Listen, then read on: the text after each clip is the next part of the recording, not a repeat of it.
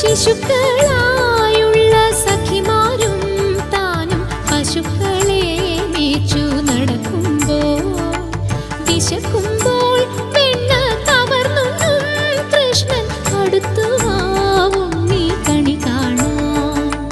ശിശുക്കളായുള്ള സഖിമാരും താനും പശുക്കളെ മേച്ചു നടക്കുമ്പോൾ വിശക്കുമ്പോൾ വെണ്ണ കവർന്നുണ്ണും കൃഷ്ണൻ അടുത്തു വാ ഉണ്ണി കണി കാണാൻ.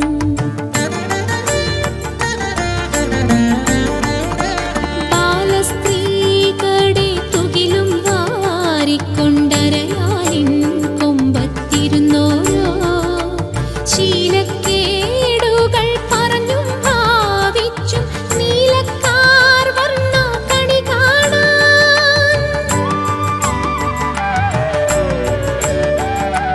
എതിരെ ഗോവിന്ദൻ അരികെ വന്നോരോ പുതുമയായുള്ള വചനങ്ങൾ മധുരമാം വണ്ണം പറഞ്ഞും താൻ മന്ദസ്മിത